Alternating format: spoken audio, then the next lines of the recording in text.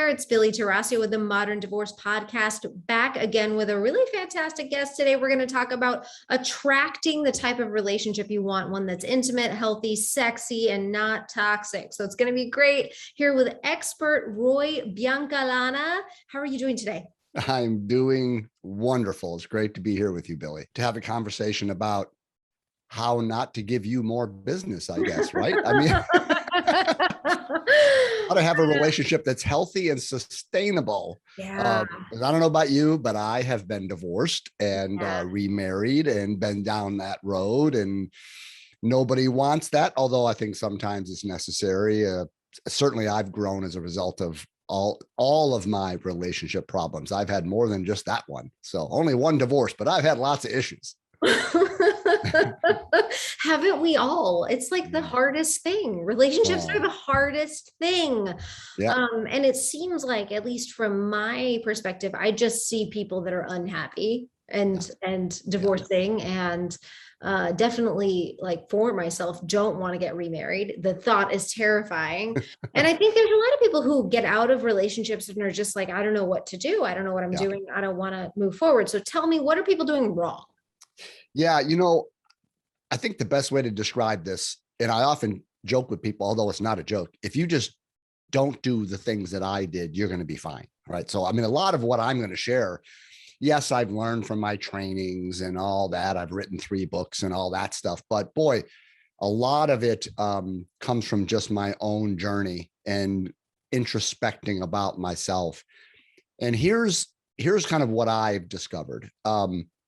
So I was married for 19 years, okay? And it became quite a platonic relationship.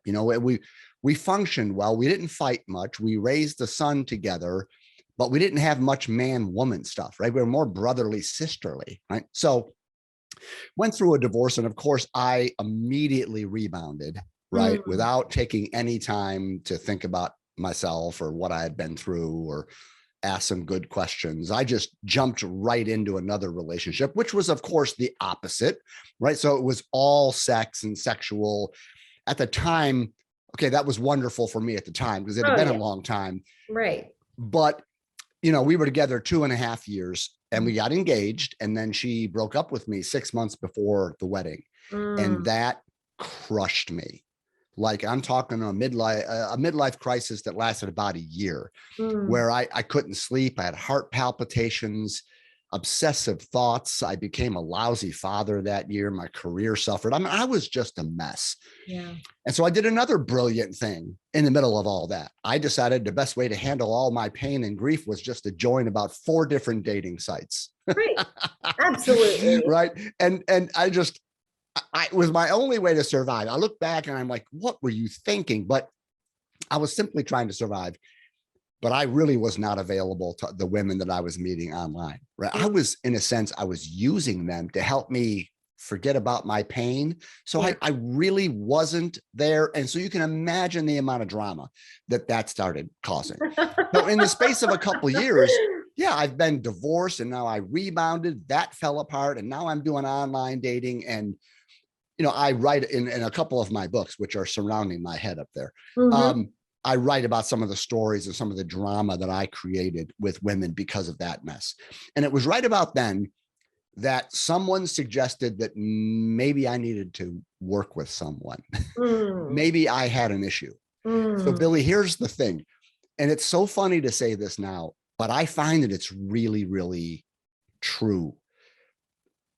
I actually thought that all of my relationship problems were because of them. I really thought it was all the woman's fault. Oh, my ex-wife, and all my ex-fiance, this and that, and all you crazy women I meet online. I was pointing the finger of blame. I really thought the reason my love life sucked was because I hadn't met the right woman yet. It really, I know I've got a huge ego, right? And this is showing it. It never occurred to me that it might be me, or that at least I had a big part in what I was creating and what I was experiencing, and the patterns and the pain and the problems. Up until then, I just was so thinking it was all them.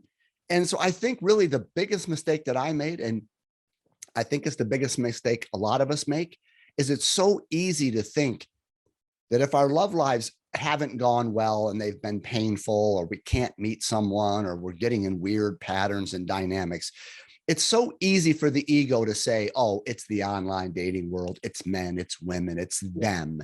Right. Because we don't really want to look in the mirror and say, maybe I'm missing something about my childhood conditioning has maybe affected the way I relate, or I've got some personality blind spots, or I've got something that I call a relationship persona, a fear-based way of relating that creates certain dynamics. It never occurred to me that I might have a big part in what's going on. And when I say that, I don't mean for the listener, the viewer, to think that my partners were perfect, right? They had issues. Of course they did. It's just that I was never looking for mine. And so when you don't really do the work on yourself, here's the reason why the second marriage ends in divorce with a higher percentage than the first, is because we don't ask the questions of ourselves. We take our junk and we just bring it into another relationship and we recreate similar dynamics, and then that falls apart too. And then we just think, oh, all men suck and all women suck, whatever it is. And so the biggest thing I've learned is to do the hard work to ask yourself, how am I responsible for my relationship results? What's my part? And when we learn those things, when we can work through those things, now we sort of have grown as a result of a breakup or a divorce, and we're a better person for it in a way, even though it might have been very painful. We learn things about ourselves, the way we communicate, the way we handle feelings, the way we deal with conflict, and we're better equipped to create something healthy and sustainable in the future. And so to me, that's the number one thing. Are you willing to take responsibility for your love life, or do you just want to blame everybody else? And one leads to more misery and the other one leads to real life transformation. So one of the things that you talk about is how we can be more attractive if we are single. And so how does this translate to people being more attractive? Yes. Well, here's what I would say. This might surprise you or the viewers. You are always attractive to someone or to people at certain levels of consciousness or maturity, right? So in other words, you're moving through the world with a kind of state of consciousness, a way of being. You're showing up in a certain way. This is one of the reasons why I say the law of attraction works, but that should scare the hell out of you, right? Because if you are moving through the world and you're not in very good relationship shape, that's kind of the terminology that I use based on my newest book, Relationship Boot Camp. Okay. So it's like a book to get you in great relationship shape. Okay. If you're not in very good relationship shape, you will attract other people who are also not in very good relationship shape. In other words, we always attract, and we only can attract people who are at the same relationship fitness level that we are. In other words, you never will attract someone who is emotionally and psychologically healthier than you are. Okay. So you're going to attract someone. The law of attraction means like attracts like. And so the real question is, what do I need to do to attract a higher quality person, to be attractive in ways that leads to healthy, sustainable intimacy? And so that leads to kind of a personal growth perspective, that if I become healthier, if I get my relationship muscles stronger and in better shape, if I'm functioning at a more mindful, conscious, evolved level, then I will attract relationships on those levels also. And now we're in business, right? Yeah. But, so that's the important thing, is we always attract according to where we are. And so hopefully that the people listening right now might have, their head might spin a little bit with that. It's like, whoa, that's like, yeah, I'm going to attract based upon where I am. Because most of us, when we're looking for a partner, where do I find the really good, like, men? Where do I find good, deep, conscious men who don't play games, who mean what they say, who they've got their shit together, right? They're leading a quality life, and I can trust them. Like, I can make my life join. Where are they? Or guys say, where can I find the women who have got their lives together, Yeah. who are beautiful but deep, and they're functioning at a high level, and we can create something. Where do I find that, Mike?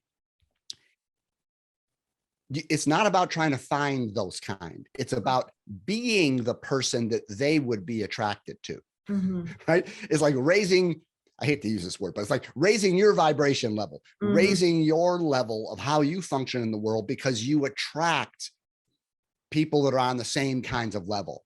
And so that changes the thinking from where do I go to meet someone? How do I find these higher quality people, to what do I need to do inside of me to become a higher quality person, who will then automatically attract people that function at a higher level. And then you've got a chance to do something special.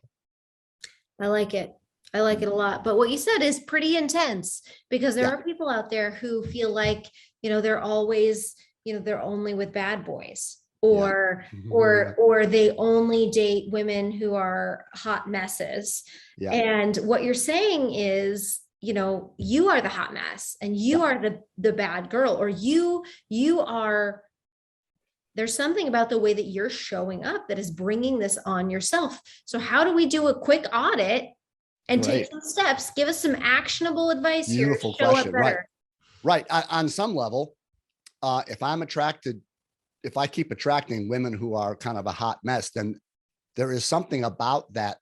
I'm getting something out of it, right? There's a reason for it. And if you're attracting bad boys, which can be very sexy and very exciting, but of course the bad boy traditionally is afraid of commitment. I mean, it's not going to go anywhere, but you're going to have a good time getting there. You're going to have a good time. You're going to have a good time getting your heart broken eventually, right? Yeah. Right. So, but there's something that's in you that's attracted to that. Okay. Let me give you an example. This is what I call, we're talking about relationship personas. And we're talking about this tendency to seem to attract the same types of partners over and over again, like and have the same dynamics, the same problems, the same pain. And I actually have coined, it's so common, I coined the term, maybe I should copyright it, but it would be the relationship Groundhog Day syndrome. Right? Maybe the old movie where Bill Murray keeps leaving the same day over and over and over again until he learns something. And right. Well, we can have that. Like I keep attracting the same relationship over and over again, where they're always bad boys. They're always hot messes. So let me give an example of my own life on this, because when I finally hired a coach, when my friend suggested you need some help, one of the questions I had was, why do I keep attracting women who are like high powered in their careers? I mean, killing it, making great money, but they're working 60 to 80 hours a week, and they're single moms, and they are just overwhelmed with the responsibilities of trying to keep all this going, and they're not doing very good. I mean, they're getting swallowed up by their career and the kids and the school and the homework and so they're in this place. Why do I keep attracting that kind of woman who's like a damsel in distress? Okay. What I learned is that my relationship with my mother, and this is going somewhere, but my relationship with my mother was such that she provided for our family's like physical needs, but she was really kind of emotionally distant. She was sort of demanding, kind of harsh, kind of business-like. And I discovered as a little boy, I didn't know at the time, I'm just, 5, 6, 7 years old, that I want to be close to my mother. What little boy doesn't want to be close to his mother? And I discovered that I got more attention and affection. I felt more connection with my mother when I sort of dropped whatever I wanted or what I needed, and I just tried to make mommy happy. What do you need, mommy? Like, if I'm a good boy, if my life is sort of about fulfilling her agenda and not getting in her way and not having my needs interrupt maybe what she wanted, if I sort of backed away and made my life be about sort of taking care of hers, then I felt some warmth. Then I felt connection. But if I showed up as selfish, or I want this, I need this, kind of being my own self, I felt more disconnection. So now you fast forward, I'm 45 years old and I'm functioning as good boy Roy. I'm Yeah. functioning as what I came to call Roy the rescuer, because I had learned that the way you get attention and affection from a beautiful woman, and let's face it, when you're a little boy, your first girlfriend's your mother in a sense. I mean, You she's the love your first mom. feminine source. Mhm. And I'm learning about how to interact with the feminine from that. And I learned, well, the way you get attention and affection is about making your life take care of theirs.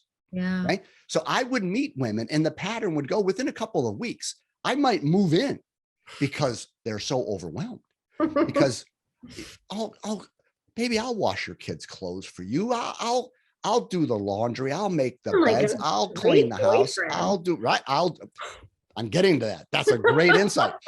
I'll cut your grass. I'll wash your car. I'll raise the kids. I'll take them to soccer practice. I'll be your masseuse. I'll be your therapist. And so I was functioning as a chapter in my first book, which is on top of my head there, the world's greatest boyfriend. Yeah. Right. Yeah. But I was doing it not as an expression of love. Okay. People that want to love that way, that's beautiful. I was doing it because I was afraid that if I didn't do those things, I could never get the attention and affection of a beautiful woman.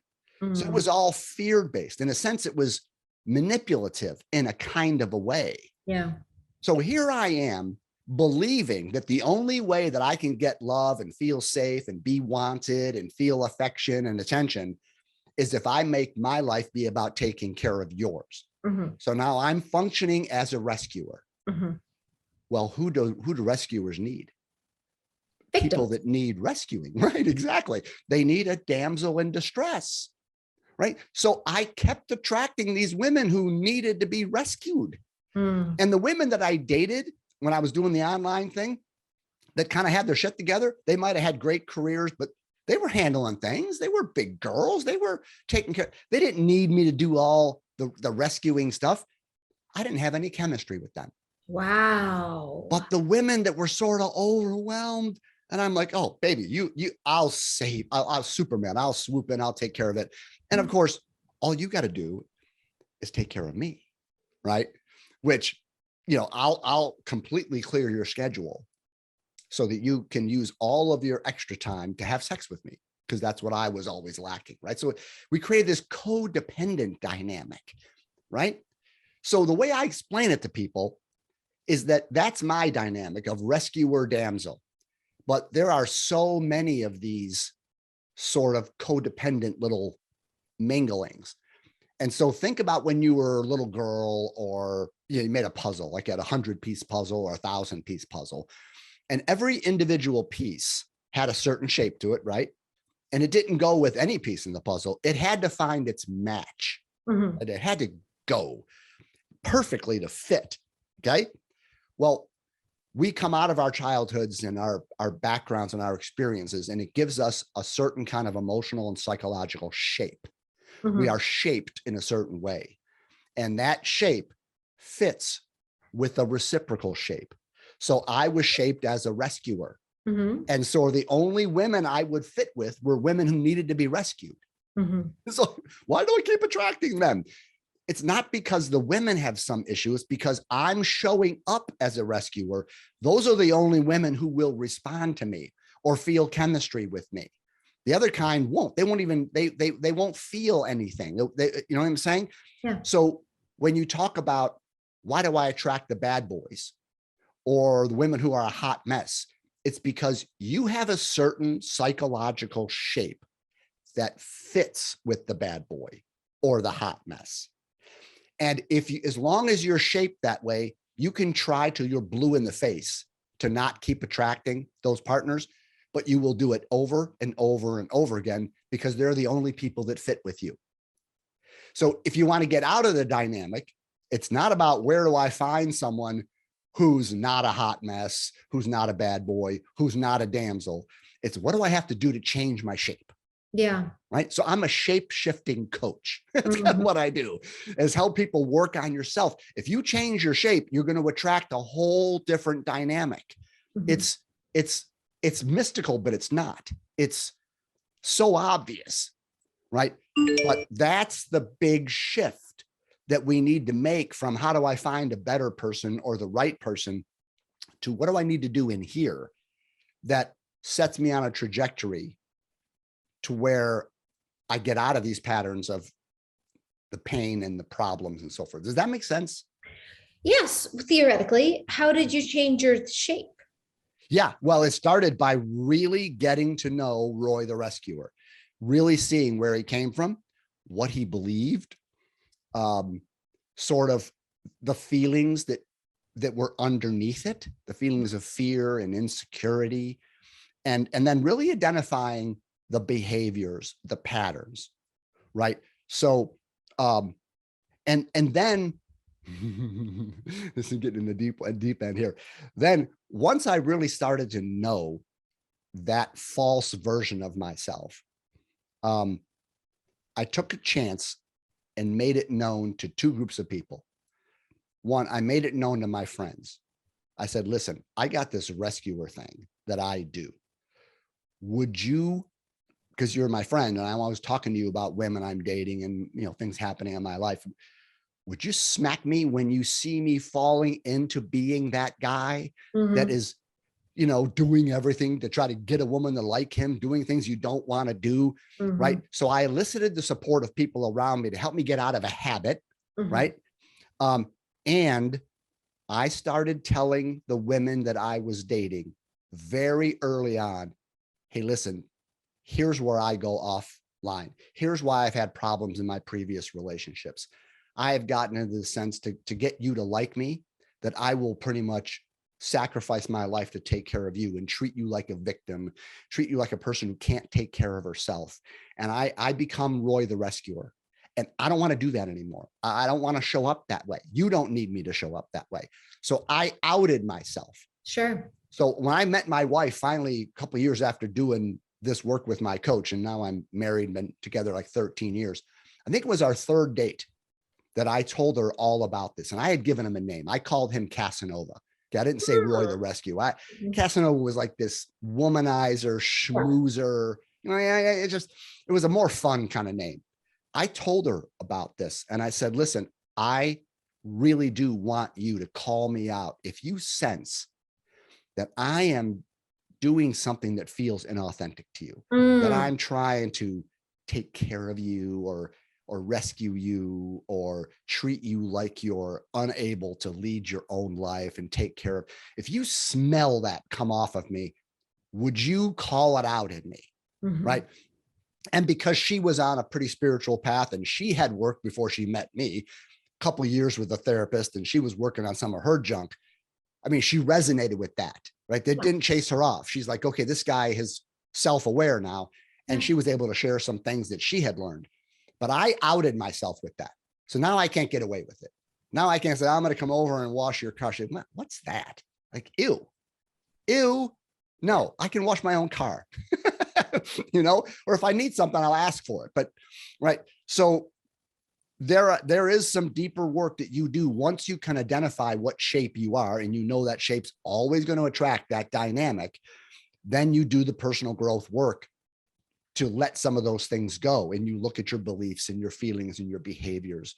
And sometimes then you tell some other people around you to support you, hold you accountable so that you break free of some of these patterns. And Mhm. so it's a really exciting journey. It actually really is fun looking back on it. In the middle of it, when I started seeing these things, I was horrified. I was horrified how insecure as a man that I felt like I had to do all this stuff to just get a woman to like me. Like, Mhm. what are you doing, Roy? I mean, you can be kind, you can do wonderful things for people, but not for that reason, Right. right? You're lovable just the way you are, just Mhm. being your own wants, your own needs, your own values, just yourself. You don't have to sell yourself in Mhm. order to get someone to need you, right? Mhm. Um, So that was not fun to notice that stuff, but it was the reason why I kept getting in awful relationships. And then when I got out of it, then everything changed. It was like night and day. It was just amazing. What are some of the most common patterns or personas that you see? Yeah, they're similar. Like sometimes women report, like, why do I keep attracting broken down men that their life is kind of in the crapper, it's just, they've got real financial problems or, difficulties, and they're sort of broken down. Very often, or the other one would be, like, if we're talking about women first, men who are wounded soldiers, Mhm. they've been through some things and so forth. So if you're attracting those kind of dynamics, chances are from your childhood, you believe that the way that you get love and attention from men is by nurturing, is by over caretaking, fixing. So you walk around with a wrench and you wonder why you keep attracting men who are broken down. Or Mhm. you walk around as Florence Nightingale wearing your cute little nurse outfit and you wonder why you keep attracting men who need to be nursed back to health. Sure. Right? Yeah. So the beautiful part of this is whatever pattern that you're in, that whatever the man or woman is that's showing up in my movie here, I must have that opposite reciprocal thing. Like, I must be the person that they need, Sure. and they are the person that I need. Yeah. If I'm a mechanic, then I only interact with people whose cars are broken down. Yeah. Right. Right. Right. So in a sense, you were saying you only meet people who are in divorce trouble. Well, of course. And I'm a I only divorce work with attorney. people whose love lives suck. That's Yes. fine, right? We understand that. And Yeah. we understand that our vision of what's really true in the world, we might have a bias because Right. all we see is the problem. Mhm. A lot of people, they don't know that they're moving through the world as a rescuer, as a mechanic, as a nurse, and they just get frustrated by ending up in these dynamics. Mhm. So yeah, there's so many. There's one I call Freddie the fireman, right? The hot mess goes with Freddie the fireman, because Mm. it's like, baby, when you become the hot mess, just dial 911. I will drop everything. I'll come right over and I'll rescue you. I'll climb up to the window and I'll carry you down the ladder, right? So I'm like a fireman, and I will rescue you when it's a hot mess, when the flames are burning. And then people complain about, I'm in this relationship, but the only time we ever seem to connect is when there's a really big problem and there's a big disaster, a big emotional breakdown. And then I come over there and I'm sort of putting the fires out all the Yeah. time. Why am I putting fires out all the time? How Mhm.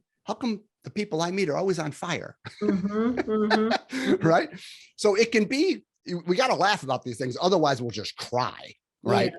But we can start to wake up and say, oh, well, I'm attracting these dynamics because I'm moving through the world as a fireman. I had a client one time that was experiencing that.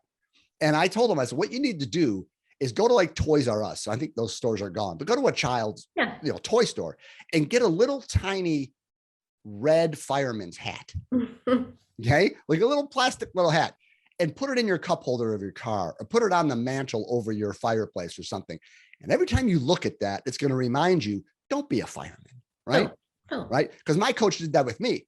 She's like, Roy, you're this Casanova dude, right? Who will be there to light a woman's cigarette, So my coach is like, get yourself a lighter and put it in your pocket. And I'm like, I don't smoke. I don't date women who smoke. That's not. She's like, I don't care. It doesn't matter. Every time you feel that lighter in your pocket, it's going to remind you, do not be Casanova. Do Yeah. not be right there to, lay your coat down over the puddle and, devote your life to doing all that to get her to like you. Right. So there are some really fun ways to break free of these patterns. And, that's when I love my job, is when I meet a person who first wants to work on themselves. Mhm. And then 2, kind of wants to explore these kinds of dynamics and wake up to Mhm. them, Mhm. and apply them to their life. And then that's when coaching becomes a blast. So let's talk about that. You are a coach, you are an author. Let's first talk about your books. Yeah, I've written 3 books.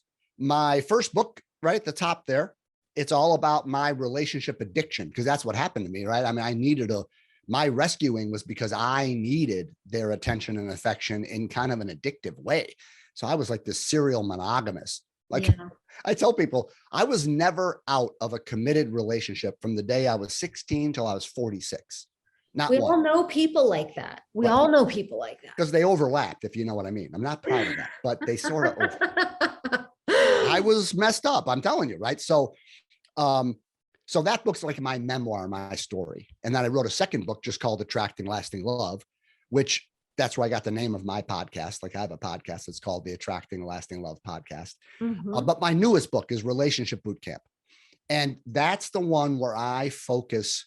It's almost like I've taken everything I've learned and put it in this one book and try to describe it in some playful ways, like Yeah. getting yourself in relationship shape. And the book talks about 7 muscles that Hmm. need to be strong if you're going to create something healthy and sustainable. So yeah, those books really encompass a lot of what I stand for, and yeah, they're all on Amazon and so forth. So Okay. And tell me about what you do as a coach. Do you work with anyone and everyone? yeah, single people that don't want to be, Okay. but they really want to know why Yeah. they're sabotaging themselves or why their love lives aren't working out. And they're interested in kind of a mindful, conscious perspective. In other words, if the things I'm saying right here, you're going, yeah, boy, that resonates. Well, then you'd be a perfect, but if you're like, oh, that's a bunch of psychobabble BS, well, Right. we're probably not a good fit. No, not Okay.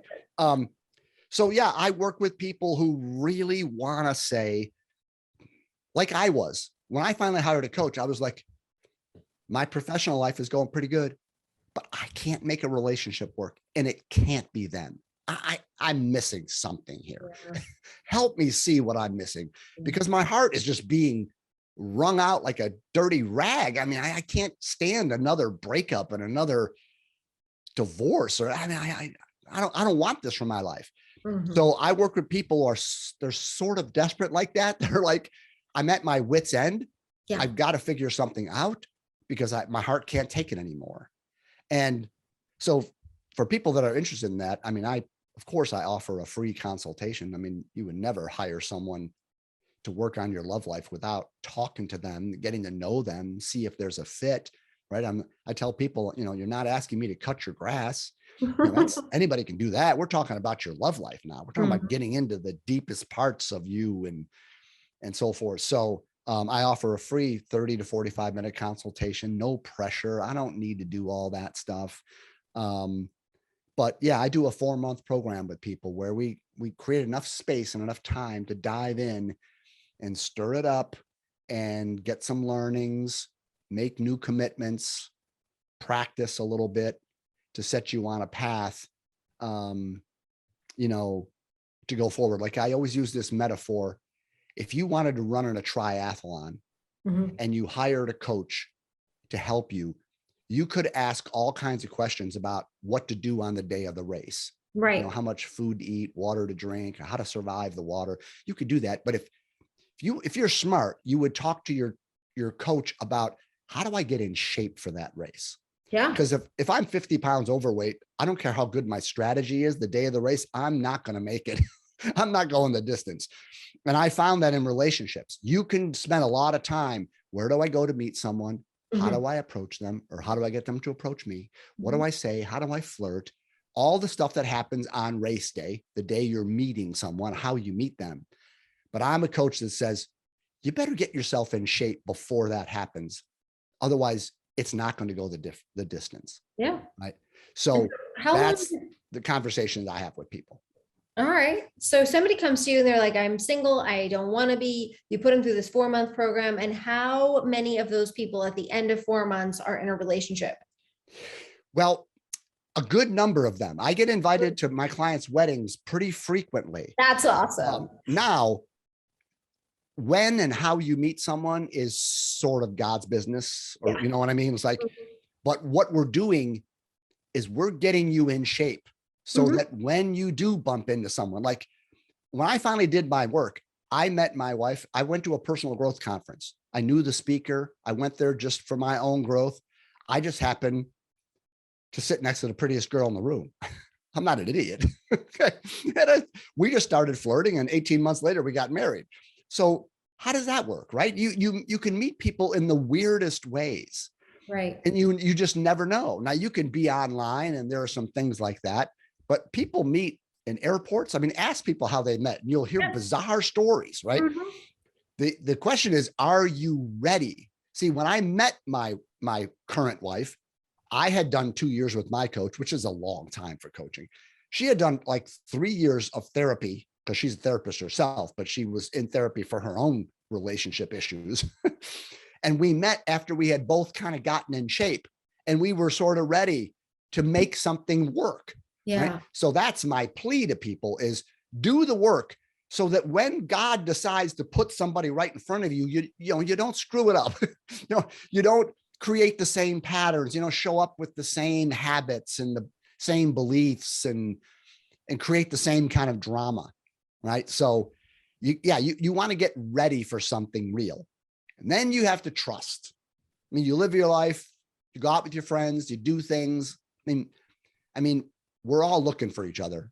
Just, we need each other, right? I mean, the species wouldn't exist past a generation if we didn't hook up, right? So there's a natural wanting to be with each other.